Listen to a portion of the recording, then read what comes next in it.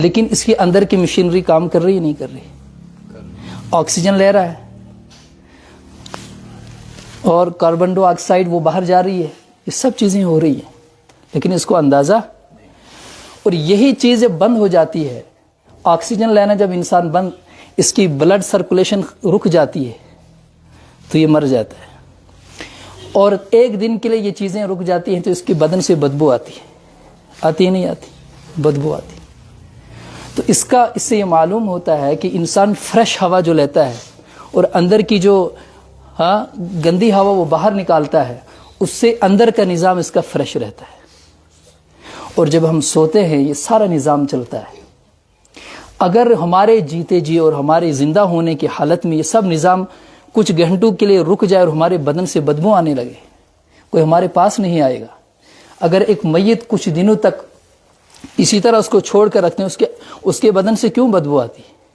جب وہ زندہ تھا وہ اگر 2 دن بھی سوتا تھا اس کے بدن سے بدبو نہیں آتی تھی، لیکن مرنے کے بعد یہ سارا نظام یہ سسٹم بیٹھ جانے کے بعد اس کے بدن سے کیوں بدبو آنا شروع ہوتی؟ کیونکہ مشینری نے کام کرنا چھوڑ دیا۔ یہ اللہ کی ذات ہے، یہ اللہ کا کمال ہے، یہ اللہ کی کاریگری ہے کہ ہمارے لیے اللہ نے کیسا عجیب انوکھا انتظام کیا کہ ہم سوئے بھی ہوتے ہیں، ہمارا اندر کا نظام کام کرتا ہے۔ اسی کو اللہ نے فرمایا لقد خلقنا الانسان فی احسن تقویم، تمہیں بہترین سانچے میں بنایا، بہترین سانچے میں، اعتدال کے ساتھ،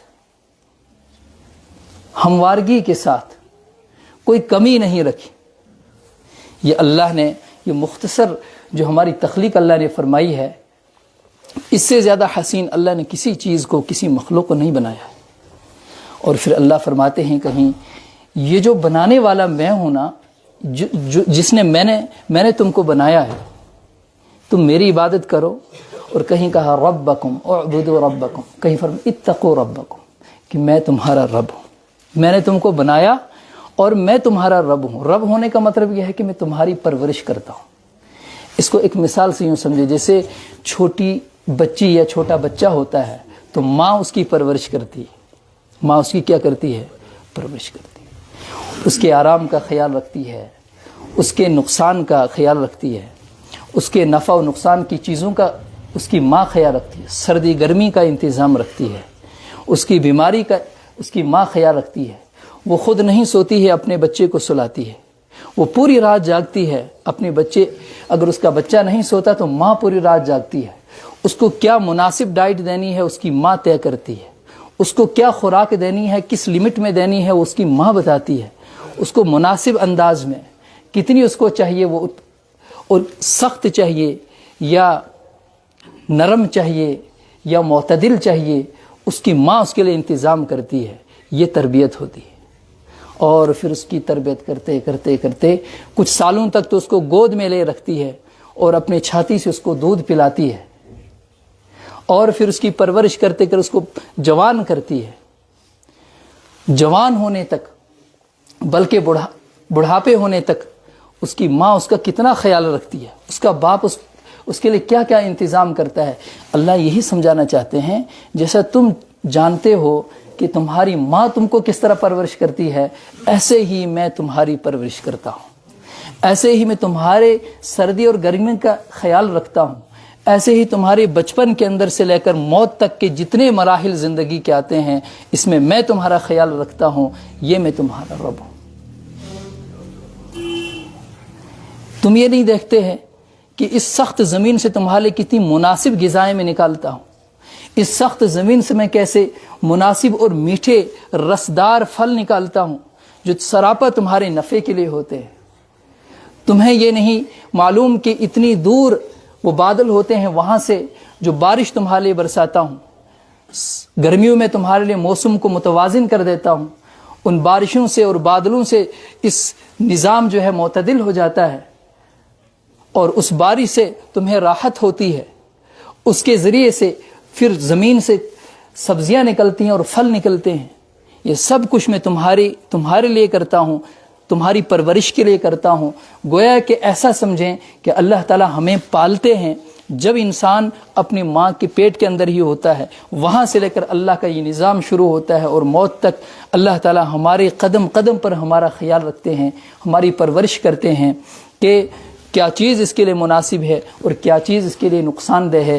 ہم سوئے ہیں تو ہمارا اندر کا سسٹم چلتا ہے، اور ہم چلتے ہیں، ہم کچھ اور سوچ رہے ہوتے ہیں، ہم اپنے ارادے سے یہ ہوا اندر نہیں لیتے اور نہ باہر چھوڑتے ہیں، لیکن اللہ نے ایک نظام سیٹ کر رکھا ہے کہ ہم کسی بھی خیال میں ہوں، کسی بھی کام میں ہوں، کسی بھی جگہ میں ہوں، کہیں بھی سوئے ہوں، کہیں بھی دنیا کے کسی کونے کسی حصے میں ہوں، تو یہ ہمارا اندر کا نظام چلتا ہے۔ یہی اللہ کی پرورش ہے۔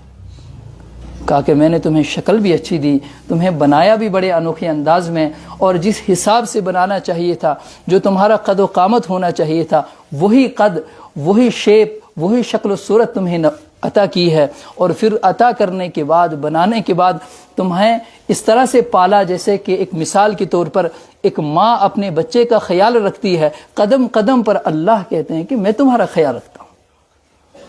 یہ تو سمجھانے کے لیے ماں کی مثال ہے، ورنہ ماں تو ماں ہے، اللہ تو اللہ ہے۔ جو خیال اللہ رکھ سکتا اپنے ایک بندے کے خاطر، اس کا 100واں حصہ بھی ماں نہیں رکھ سکتی۔ لیکن ہمیں تب بھی اپنے ماں کا اور اپنے ماں باپ کا جو وہ پرورش کرتے ہیں، جو وہ محبت رکھتے ہیں اپنے بچوں کے ساتھ، وہ ہمیں بہت نظر آتی ہے، لیکن اللہ تعالیٰ اس سے کئی گنا زیادہ جو ہے اپنے بندے کا خیال رکھتے ہیں، بہت زیادہ خیال رکھتے ہیں۔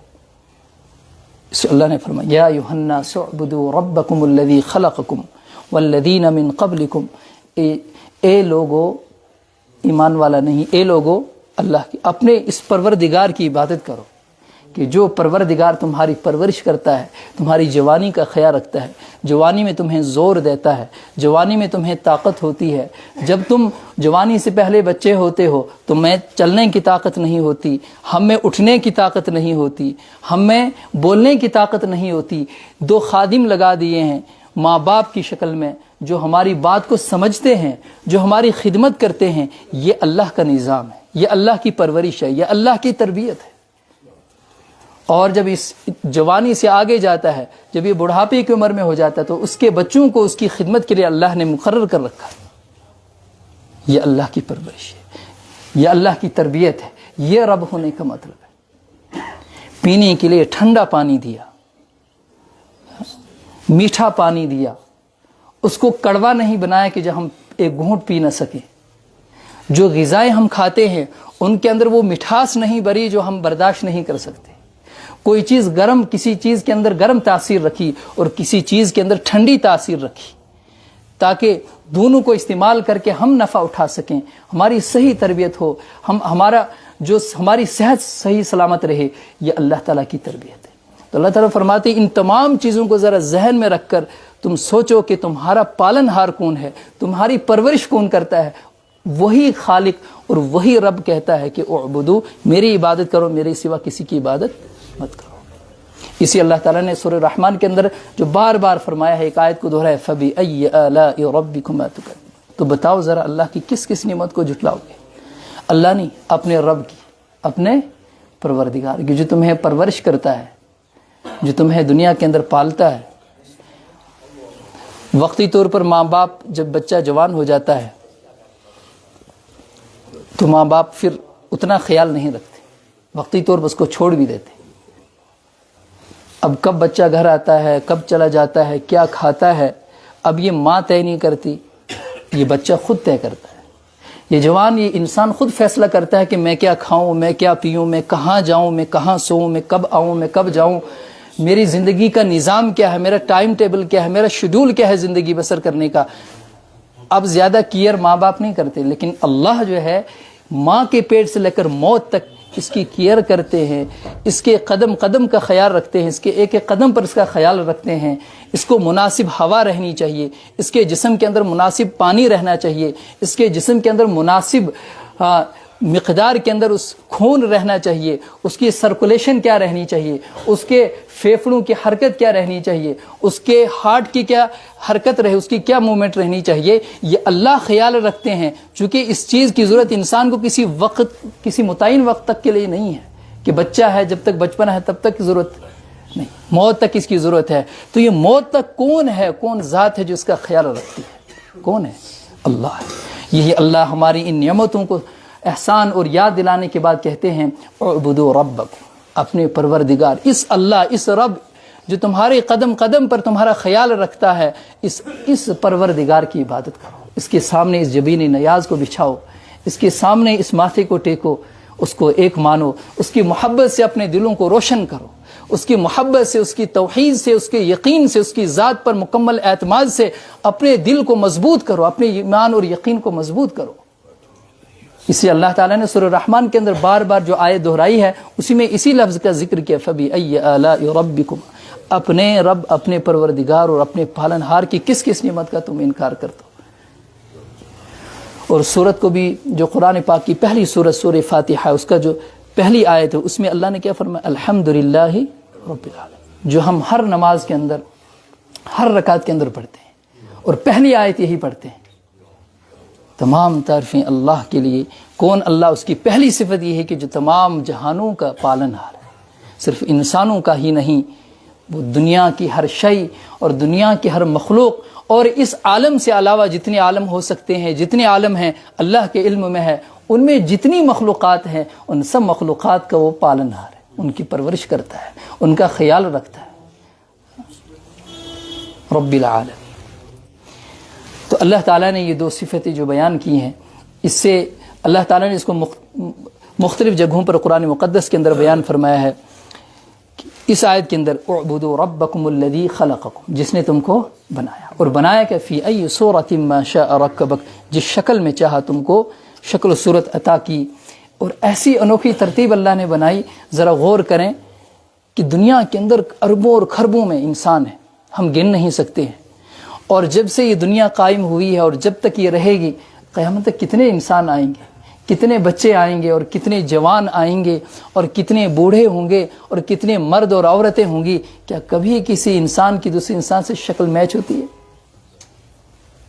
کمپنی کوئی چیز لانچ کرتی ہے تو ان کی سیم شکل ہوتی ہے، لیکن اللہ کی جو فیکٹری ہے، اللہ نے جو یہ ایک مخلوق کا، ایک اس کائنات کا جو نظام بنایا، اس کے اندر جو انسانوں کی تخلیق کاری کا اللہ نے جو نظام بنایا ہے، اس میں اربوں اور خربوں، ہم گن بھی نہیں سکتے، ہم شمار بھی نہیں کر سکتے ہیں کتنے انسان آئے اور آئیں گے اور چلے گئے، لیکن کبھی ایک انسان کی شکل دوسرے انسان کی شکل کے ساتھ میچ نہیں ہوتی. یہ اللہ نے الذی خلقکم، ایسا خالق. شکل تو دور کی بات ہے، فرماتے ہیں کہ انسان کے یہ جو فنگر پرنٹ ہے، پوروے، یہ فنگر پرنٹ کسی دوسرے کے فنگر پرنٹ سے میچ بھی نہیں ہوتے.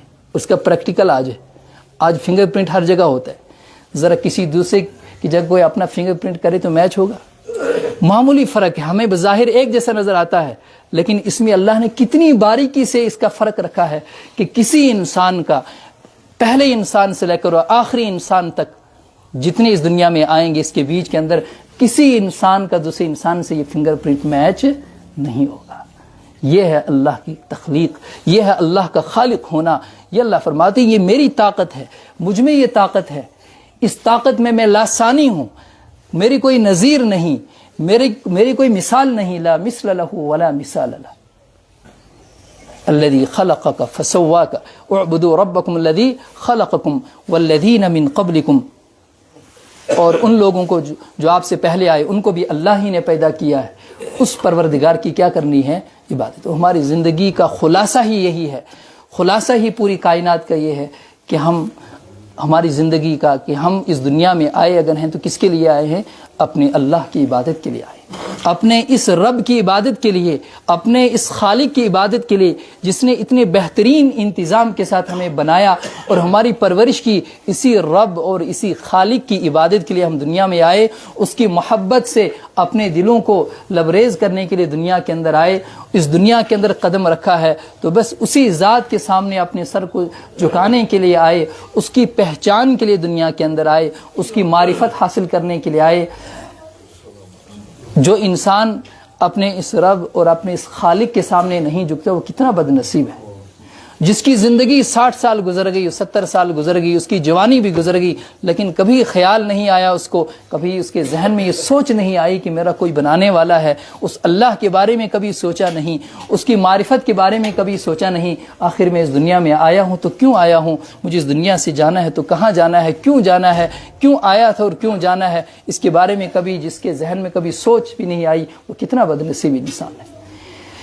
جس اللہ تعالیٰ نے قرآن مقدس کے اندر اسی بات کو فرمایا ہے کہ تم کو جو میں نے وما خلقت الجن والانس الا لیعبدون، کہ میں نے جنات اور انسان کو اپنی عبادت کے لیے بنایا، کہتے ہیں ای لیعرفون، عبادت سے مراد کیا ہے، ای لیعرفون، میری معرفت کے لیے، مجھے میری پہچان کرنے کے لیے تم کو میں نے بھیجا ہے، تاکہ میں پردہ غیب میں رہ کر تم مجھے پہچان کر کے آؤ، میری پہچان کر کے آؤ کہ ہمارا خالق کون ہے، یہ پہچان کر کے آؤ، میں نظر نہیں آؤں گا، میری مخلوق اور میری آیات اور میری نشانیاں تمہارے وجود کے اندر بکھری پڑی ہوں گی، ہزاروں کی تعداد میں تمہارے جسم کے اندر میری نشانیاں ہوں گی، ان نشانیوں کو دیکھ کر ان میں غور و فکر کر کے مجھے پہچان کر کے آؤ، میرے پاس آ جاؤ تو وہ کامیاب ہوگا۔